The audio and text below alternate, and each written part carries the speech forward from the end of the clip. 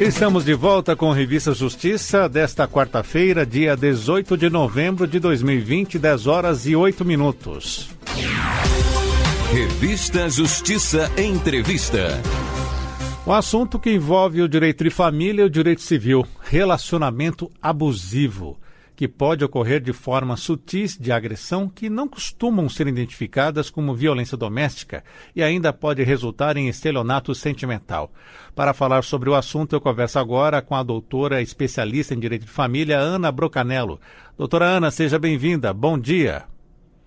Bom dia, Sérgio. Agradeço novamente o convite, a oportunidade de estar falando para os ouvintes da Rádio Justiça. Vamos lá, explique para o nosso ouvinte, então, o que é um relacionamento abusivo? Um assunto que vem rondando a gente de um certo tempo, parece consequência aí, a gente teve aí uma onda que se falou muito em violência doméstica, depois nós falamos muito a respeito de feminicídio, parecia que todos os crimes que ocorriam no mundo era um feminicídio, e agora estamos na leva de relacionamento abusivo. Quando a gente entra aí em sites, em posts, em redes sociais, muito se tem falado. E o porquê deste alerta? Um relacionamento abusivo é aquele onde uma pessoa, através da sua manipulação, através do seu controle, imprime em outra a sua maneira de ser, faz com que, diminuindo o outro, ele se eleve dentro daquela relação. E muitas vezes, Sérgio, isso tem diversas situações por trás. Nós pensamos muitas vezes que relacionamento abusivo ocorre apenas entre casal, entre aquela situação entre marido e mulher, ou entre até mesmo, existe relacionamento abusivo entre relacionamentos homoafetivos, mas nós temos que entender que o relacionamento abusivo muitas vezes ocorre no ambiente, né, no âmbito familiar também, através daquela mãe narcisista que compete com a filha, por exemplo, adolescente, que faz da vida daquela pessoa, ou aquela mãe que quer, né, a todo custo impor a sua vontade para aquele filho.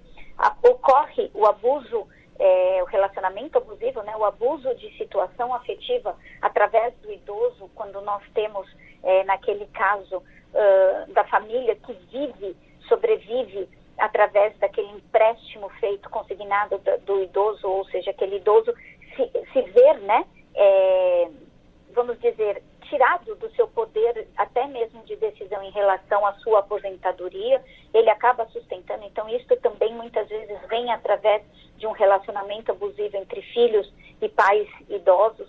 Nós temos o relacionamento abusivo entre irmãos. Então, nós precisamos tomar muito cuidado de não classificar apenas aquela entre marido e mulher, que tem o seu ápice muitas vezes na violência doméstica, mas entender também que ele é um relacionamento que permeia quase todas as relações existentes. Ele pode ser considerado até um crime ou não?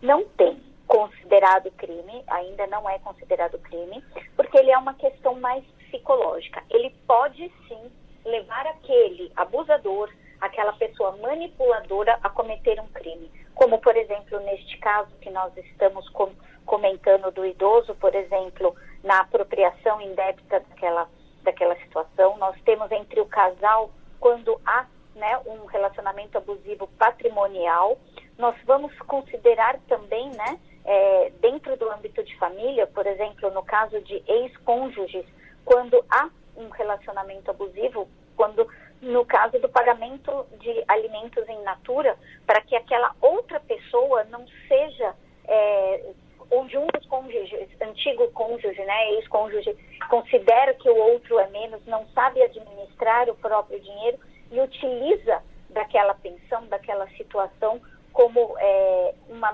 moeda de troca, como um controle. Então, nós acabamos aí fazendo um crime, no caso até mesmo alienação parental, né? Não como crime, mas assim como uma situação juridicamente punível, até com perda de guarda das crianças. Doutora Ana Brocanello, a senhora citou, por exemplo, essa situação em que o idoso ele acaba sendo ali coagido a fazer este empréstimo consignado e ali fica. Mas quais as outras situações mais comuns que até chegam ao seu escritório de pessoas reclamando desse tipo de relacionamento abusivo? Nós temos muito a questão, voltando, né, a que é mais clara, muito mais pertinente, aquela que acontece realmente através de um relacionamento amoroso. Então, a mulher, o homem, ou até mesmo, né, aquela pessoa homoafetiva, acaba trazendo para a gente situações onde o outro vai permeando ideias de que a pessoa não é capaz de reagir sozinha, de que a pessoa não consegue sair daquele relacionamento. Então, há uma questão de chantagem, há uma questão de abaixar, né, ou rebaixar, vamos assim dizer, aquela pessoa perante o relacionamento, e a pessoa vai exercendo um controle psicológico, financeiro, social, onde a pessoa se vê isolada e incapaz de se ver saindo daquela situação. E o que mais é impressionante nessas histórias é que muitas vezes você está sofrendo um relacionamento abusivo, você está vivendo um relacionamento abusivo e você não se dar conta, você não perceber. Porque ele vem, a grande característica, Sérgio, do relacionamento abusivo é que a pessoa não percebe, porque ao mesmo tempo que o abusador rebaixa essa pessoa diante do relacionamento, diante da sociedade, ele vem com o discurso: ninguém mais no mundo te ama a não ser eu. Então, o que acontece? A pessoa começa a perder o discernimento sobre até onde aquela pessoa a está protegendo, por exemplo, de um mundo, até onde aquela pessoa está querendo bem, por exemplo, num estelionato patrimonial, né, do controle. Você não sabe, então eu vou te ajudar a ganhar o dinheiro, eu vou te ajudar a controlar essa situação. A pessoa não percebe porque vem disfarçado de amor, vem disfarçado de um relacionamento onde você começa a acreditar que somente aquela pessoa no mundo é capaz de suprir a sua necessidade de afeto. Então, a grande questão, o grande problema é a pessoa perceber, segundo, aceitar de que está vivendo num relacionamento abusivo e, a pior de todas, a sair dele. Por quê? Porque a pessoa vai criando uma teia tão grande em relação em volta, que você não vê. Você passa a se envergonhar de contar para os outros que está vivendo esse tipo de relação e não consegue. Uma das questões que a gente, principalmente nessa questão do estelionato emocional, do estelionato financeiro, a gente traz a figura daquela pessoa do 171 mesmo, do namorado, de que aquela pessoa namorando, ou daquele homem que vem através de uma união estável, de um relacionamento mais estabilizado, ele vem permeando, trazendo, ganhando a confiança da pessoa para ali ter acesso ao quê? A conta corrente, a cartão de crédito, a realizar o empréstimo. Então, ele faz com que o outro faça, né, empréstimos em seu nome para que ajude, contando muitas vezes uma história muito triste e tal.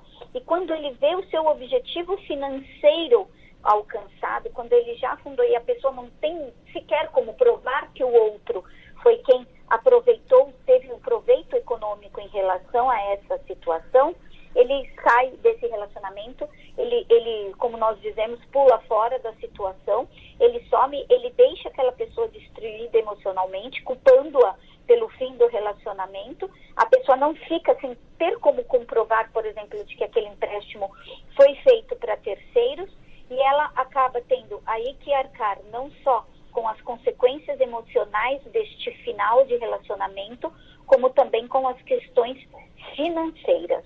E aí, muito difícil consegue provar, porque está ali dentro daquele âmbito, muitas vezes vem disfarçado de dívidas em nome do casal e acaba dando, né, no que a gente diz, não conseguindo provar e não tendo como entrar com uma ação, por exemplo, de regresso para reaver estes valores. A senhora tocou num ponto muito sério e importante. As pessoas se envolvem nessas situações e ali está incluída a chantagem psicológica, financeira, como sair. Existe alguma forma legal, algum instrumento legal para a pessoa sair dessa situação sem ter prejuízo? Não, muitas vezes se veio através de um namoro, sair procurando psicologicamente mesmo ajuda. Em todos os casos, há que se ter uma ajuda psicológica, porque você não é o culpado, você não é responsável por esse tipo de relacionamento. A pessoa tem que entender de que ela é a vítima, ok?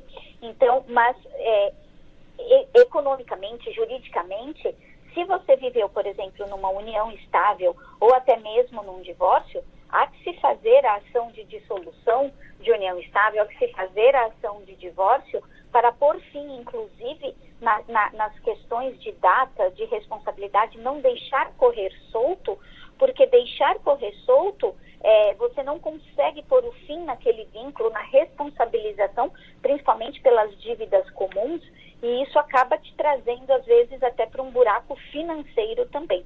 Então, tem que procurar ajuda de um advogado, de uma situação. Existe aí o sigilo, você não quer que a sua família saiba, você não quer que alguém saiba, mas o advogado vai ter que saber para quê? Para te orientar até mesmo sobre documentação, sobre que provas que a gente consegue buscar para te tirar dessa situação, deste estelionato financeiro. Doutora Ana Bracanello, outra dúvida, as pessoas ficam com medo de sair de um relacionamento assim por questões que envolvem a pensão alimentícia, a guarda dos filhos, medidas protetivas também ou não? Sim, muitas. Existe, inclusive, tá, Sérgio, a gente tem que tirar também de desmistificar, não é só mulheres, tá, que sofrem relacionamento abusivos, homens também sofrem. Muitas vezes um homem é vítima de um relacionamento abusivo quando, por exemplo, a mulher realiza uma falsa denúncia de violência doméstica para conseguir, assim, uma medida protetiva e conseguir afastar aquela pessoa do lar, porque simplesmente não consegue, não acha ou não quer gastar, por exemplo, através de um divórcio. Isso é crime. Imputar a outro um crime, você está cometendo um crime. Então, imputar a outro uma violência doméstica, uma situação para que haja uma perda de guarda, para punir a pessoa, porque ela não quer mais ficar com você, é um tipo de violência doméstica, de relacionamento abusivo, e isto, como nós dizemos, é punível, inclusive, com a perda da guarda. Mas é o que mais acontece. Hoje a gente tem um pouco menos, principalmente em relação às mulheres, que muitas vezes não são mais dependentes financeiras daquele companheiro, daquele marido, daquele esposo, mas a gente ainda tem que as pessoas permanecem dentro dessas situações por chantagem, mas também por dependência econômica ou mesmo medo, principalmente na questão, eu vou tirar os filhos de você. Então a pessoa sabe que vai viver um inferno jurídico dali para frente e acaba ali muitas vezes permanecendo naquele relacionamento por muito, muito tempo com medo das consequências jurídicas. Procure um advogado, procure orientação, saber quais são seus direitos, o que pode ser feito por você e pelos seus filhos, pelo seu entorno, mas principalmente o que pode ser feito não só juridicamente, mas psicologicamente por você. Porque nós podemos, sim, indicar quanto profissionais de direito, muitas vezes atendimentos, convênios, atendimentos psicológicos gratuitos que vão te dar pelo menos a força inicial para você aceitar, verificar, questionar se você não está vivendo nesse tipo de relacionamento e aí uma força para se começar a se livrar deste problema. Tem aqui uma informação de uma pesquisa do Data Senado de 2013 que apontava na época que 30% dessas mulheres disseram não confiar nas leis e nas medidas formuladas para protegê-las da violência. Então isso precisa ser mudado também, a consciência de que há leis e há medidas eficazes, doutora Ana Bracanello. Sim, uma orientação geral, mas também, Sérgio, principalmente como operadora do direito no dia a dia, eu te digo, nós temos que rever também uma série de questões de legislação nossa, de andamento, porque uma coisa é o que a legislação, a letra fria da lei te traz, outra coisa é a prática dela no judiciário. Nós temos, sim, uma falha de verificação de situações de relacionamento abusivos, de alienação parental, que existe a lei e tal, mas nós temos principalmente uma morosidade. E isso faz com que a pessoa se desestimule muitas vezes, não confie, e aí ela tem, né? Fiquei sabendo que a minha amiga passou por tal situação e demorou anos, e ela não se vê com forças, com muitas vezes até financeiramente capaz de realizar. Então a gente precisa fazer não só um trabalho de orientação, de sim, vamos buscar, né, através das redes sociais, busque seus direitos, busque a sua situação, mas a gente também precisa pegar pelo outro lado, como operadores do direito, um pouco no pé da justiça, através de denúncias até no CNJ, de demora de processos, até mesmo de atendimento truncado, ou até mesmo de algumas situações feitas pelo nosso judiciário, a fim de que haja não só uma resolução mais rápida, mas como aplicação daquela lei que é criada. A lei da Maria da Penha, para você ter uma ideia, é uma das 3 melhores leis sobre violência doméstica mundial. Porém, a gente vê ela tão falha na aplicação dela do dia a dia, em algumas questões dessa medida protetiva, da mulher passar horas, por exemplo, dentro de uma delegacia da mulher para ser atendida e muitas vezes encontrar hostilidade de outras mulheres no atendimento. Então a gente precisa, não adianta a gente ter uma das melhores leis se a aplicabilidade dela não é eficiente. Doutora Ana Brucanello, rapidamente falando sobre a Lei Maria da Penha, e a senhora citou que também os homens são vítimas desse tipo de relacionamento abusivo. Já acompanhamos casos de homens que flagraram, por exemplo, a esposa em adultério, mas quando chega em casa ela arma e fala ainda para ele: vou arrumar uma Maria da Penha para você, e incrimina esse cidadão. Como ele deve se precaver para não se envolver nessa situação? A questão, Sérgio, eu estou numa onda de, pelo menos vou falar pela minha experiência aqui dentro, tá? Nós estamos numa onda onde as mulheres agridem os seus ex-companheiros. É muito complicado, né? Então ela sabe que o cara não pode revidar, ela sabe que aquele homem não pode revidar porque ele vai ser colocado. Então tá, então o que tem que fazer? Tem que, nessa hora, manter a cabeça fria, fazer um BO, buscar ali a justiça, buscar alguém que lhe dê ouvidos. Fazer o BO como? Se ele que é o acusado, né? Normalmente é o contrário, a mulher que faz o BO contra então, ele. Por isso que ele tem que manter a cabeça fria, não revidar, buscar para fazer um BO, um boletim de ocorrência contra essa situação, para depois conseguir tentar provar de que ele é vítima.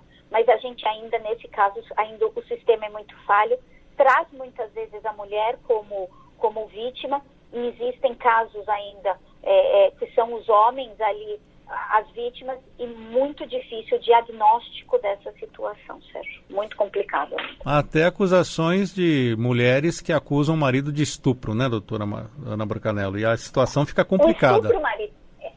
O estupro marital ainda é uma situação muito difícil da gente ver uma queixa, ok? Sobre o estupro marital ainda é uma queixa, porque muitas mulheres não sabem que dizer não para o marido, aquela campanha que existe até no carnaval, não é não, né? Que ela também pode dizer. Então, dentro ali daquele relacionamento, ela acaba se sentindo meio que obrigada, né? A manter relações sexuais com aquele marido, com aquele companheiro, e acaba não trazendo essa situação. Então, a queixa de estupro marital, né, contra o seu companheiro, ainda é muito difícil ainda de ocorrer. É uma questão que as pessoas não sabem, ou ela vai vir, né, diagnosticada através de uma violência, mas já no final aí do relacionamento, quando a coisa já eclodiu para uma violência, inclusive através de surras, de ameaças, ou às vezes paga com a própria vida no caso de um feminicídio. Muito bem, tema bastante complexo, também um pouco polêmico, relacionamento abusivo. Tratamos disso com a doutora Ana Brucanello, ela que é advogada e especialista em direito de família. Doutora Ana, muito obrigado por estar conosco aqui na Rádio Justiça. Um abraço e até a próxima. Eu que agradeço, Sérgio, principalmente a oportunidade de falar de um tema tão sensível, sobre um alerta onde nós mulheres, onde nós pessoas, enquanto seres humanos, precisamos enfrentar e entender que a gente precisa brecar e que tem que haver uma solução onde conversar muitas vezes é melhor, sem que haja aí uma imposição no outro. Agradeço novamente a oportunidade de estar falando para vocês a respeito deste tema. Agora em Brasília, 10h27.